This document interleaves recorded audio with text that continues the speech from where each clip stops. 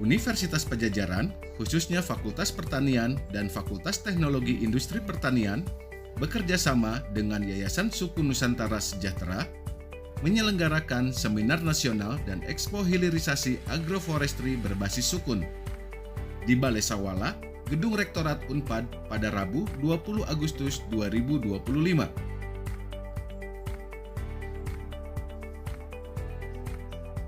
Acara ini merangkai diskusi lintas sektor, penandatanganan kerjasama strategis, hingga pameran inovasi dengan semangat menjadikan sukun sebagai poros ketahanan pangan dan pembangunan berkelanjutan.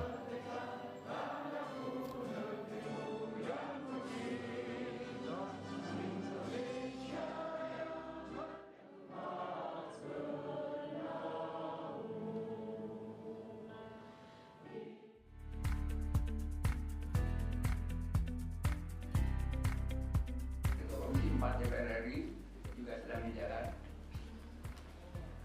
Bapak Haji Didi Mulyadi SHMH, Gubernur Jawa Barat.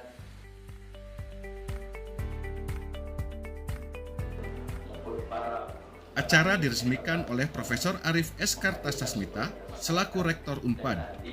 Juga dihadiri oleh para tokoh nasional seperti Siti Hediati Haryadi, Ketua Komisi 4 DPR RI, Wamenkop UMKM Ferry Juliantono, dan Gubernur Jawa Barat Deddy Mulyadi.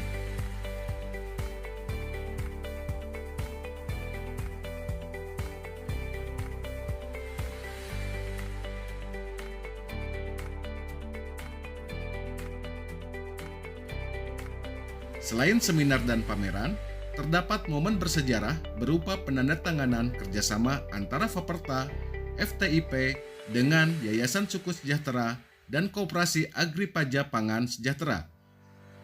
Kolaborasi antara koperasi diharapkan memperkuat ekosistem agroforestry berbasis sukun.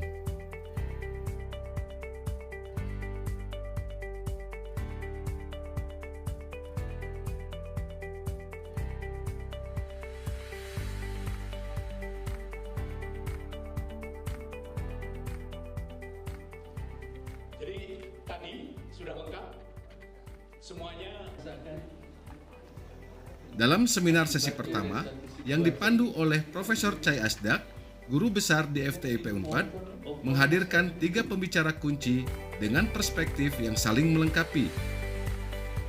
Burhanuddin Abdullah selaku penasehat Danantara membuka sesi dengan memaparkan tentang kerangka ekonomi makro dalam mewujudkan kedaulatan pangan. Ia menekankan perlunya kebijakan fiskal yang berpihak pada petani, mendorong diversifikasi produk pertanian, serta mengurangi ketergantungan pada impor pangan.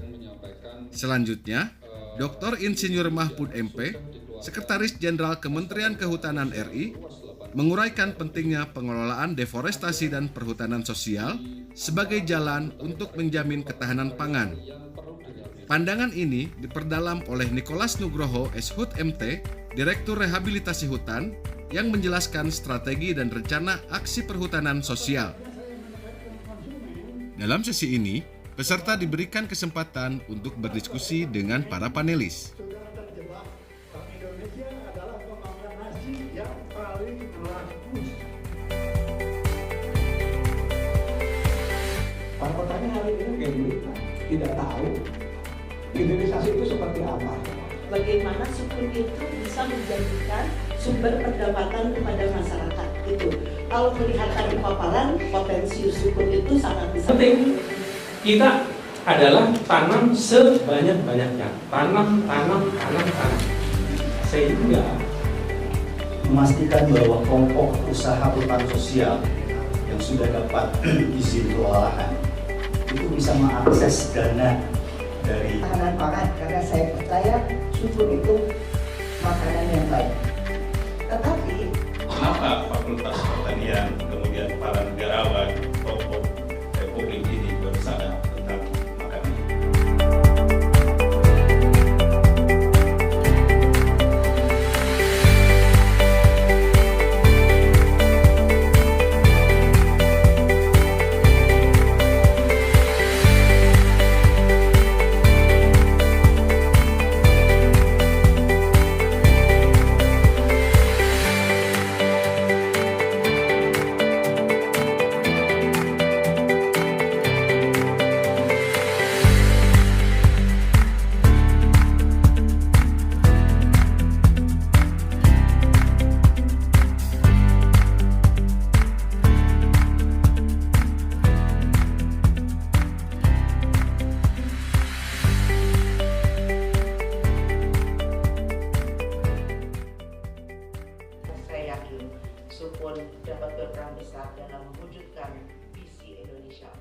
Pada seminar sesi kedua diawali oleh Siti Hediati Heriadi selaku Ketua Komisi 4 DPR RI yang memberikan pengantar mengenai peran strategis agroforestry dalam memperkuat fondasi ketahanan pangan dan lingkungan. Setelah itu, Dr. Ferry Juliantono selaku Wakil Menteri Koperasi dan UMKM memaparkan pandangannya bahwa agroforestry dapat menjadi kunci dalam penguatan koperasi merah putih, sekaligus membuka peluang ekonomi hijau yang mampu meningkatkan pendapatan petani tanpa mengorbankan kelestarian lingkungan. Gagasan revitalisasi lahan terlantar di Jawa Barat menjadi fokus Deddy Mulyadi selaku Gubernur Jawa Barat.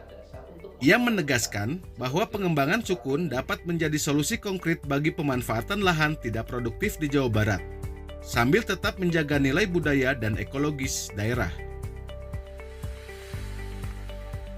Selain rangkaian diskusi, peserta dan seluruh tamu undangan diajak berkeliling pada area Expo Hilirisasi Sukun yang menampilkan produk olahan, inovasi teknologi, dan hasil penelitian.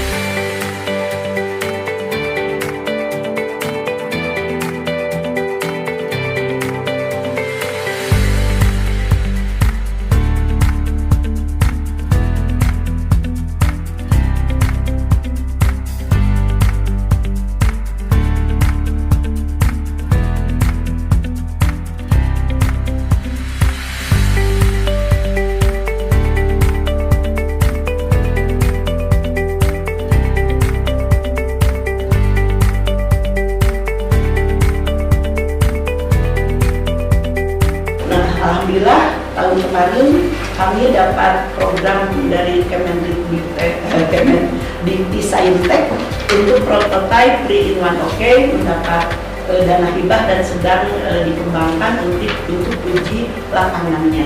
Ya kan, karena masih sporadis barangkali ya. Kemudian toleran terhadap hama penyakit serta memiliki adaptasi yang luas ya. Dari Kami meneliti, nah ini yang masih jalan.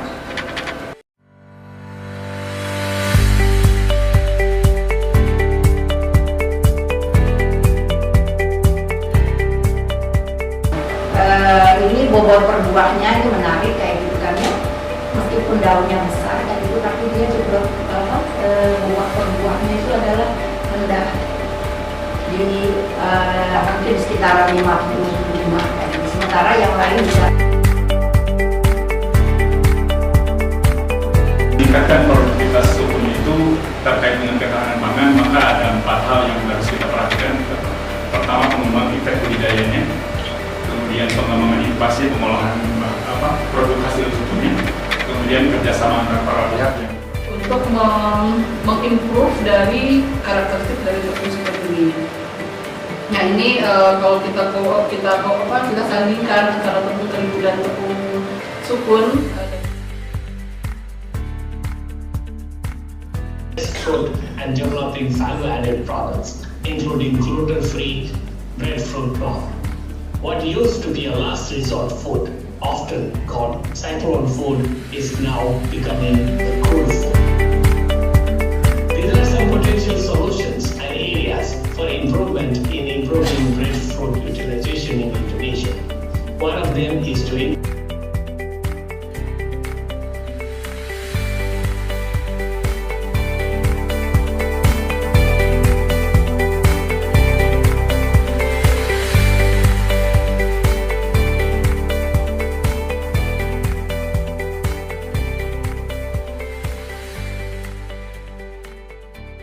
Pandangan strategis juga disampaikan oleh Dr. Dadang M. Nasir selaku anggota Komisi 4 DPR RI yang membahas arah pengembangan kebijakan dan regulasi agroforestry berbasis sukun. Menurutnya, kebijakan yang tepat dapat meningkatkan daya dukung lahan sekaligus memperkuat ketahanan pangan nasional.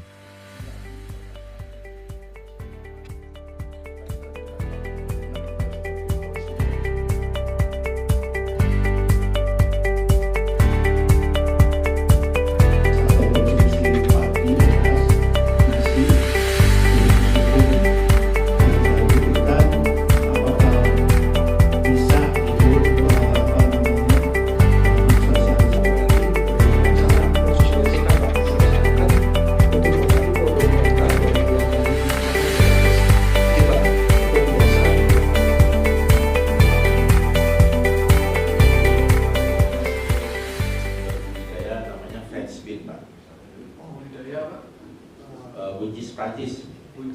Hidden reserve untuk kedaulatan pangan yang selama ini yang menjadi titik pangkal pemikiran kita, pangan adalah tanaman pangan, karbohidrat. Itu sendiri kan.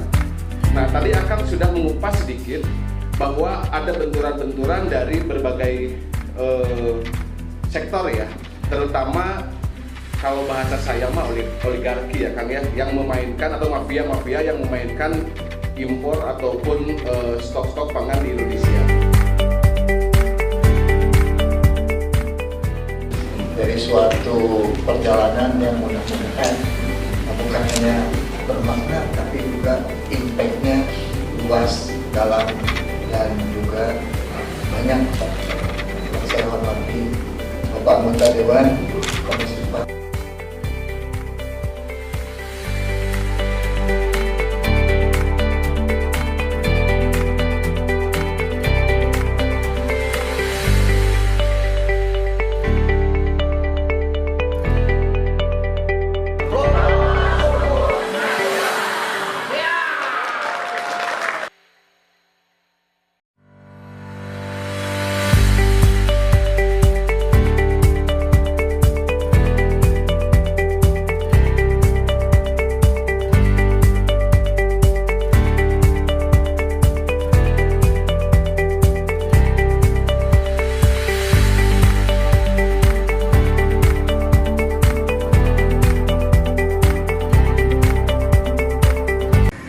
Ya, acara ini terlahir dari gagas cipta beberapa orang, diantaranya adalah Pak Dadang Nasir, anggota Komisi 4 DPR, lalu Profesor Agus. Kita bertemu di satu tempat, dan juga dari Yayasan Suku Nusantara, Kang Ari dan Rian. Harapan kami dari UNPAD tentu saja kami berharap bahwa kegiatan ini dapat menjadi inisiasi untuk bisa membuat UNPAD berkontribusi aktif dalam penyelamatan lingkungan dalam bentuk agroforestry, dalam hal ini sukun. Karena kita tahu sukun ini adalah pangan yang sangat fungsional, sangat baik. Di satu sisi adalah memberikan nutrisi yang baik bagi masyarakat, yang kedua adalah juga dapat membantu untuk penyelamatan lingkungan. Sehingga mudah-mudahan dengan seminar ini UNPAD dapat kontribusi secara keilmuan, memberikan banyak pendapat dan pendapat ilmiah untuk dapat memajukan kembali pengembangan sukun di tanah air. Ya, jadi sukun kan sebetulnya warisan leluhur kita ya, sudah hampir dilupakan. Orang sudah kalau boleh dibilang hanya mau makan kalau makan nasi, dan semua orang begitu. Sementara sukun di luar negeri nilainya sudah begitu luar biasa. Sampai ekspor tahun 2024 itu dari Hawaii ke beberapa negara itu mencapai 700 sekian juta dolar. Assalamualaikum, haturan sampurasun. Ini seminar yang strategis yang pertama kali dilakukan tentang sukun. Temanya adalah hilirisasi agroforestry berbasis sukun. Bagaimana Indonesia ke depan harus mandiri pangan. Pangan diantaranya yang masih berat itu kita melawan terigu. Terigu itu nggak bisa dilawan dengan tanaman yang menanam gandum di Indonesia, kurang cocok. Namun ada disparitas lain yang bisa dilakukan. Setelah lama saya mencari, tadi ganyong itu bagus, tepung ganyong. Tapi sekarang itu kalau ganyong kan di bawah ya, buat tegakan. Nah ini sukun ini adalah tegakkan di atas. Jadi sukun itu bagus untuk untuk menopang tanaman hutan. Berikutnya, kalau sukun dilakukan diminit secara baik secara skala nasional, tadi koperasi desa sudah 8.000. Kalau setiap desa nanam sukun dan ada TTG-nya, teknologi tepat gunanya, itu pasti tepung kita tersedia banyak. Saya sekarang sukun sudah digunakan oleh bangsa kita, namun masih parsial. Tadi ada yang dibuat terigu, tapi masih mahal. Dari UNPAD Jatinangor, Fajar Budi Wibowo melaporkan untuk Sinergi News.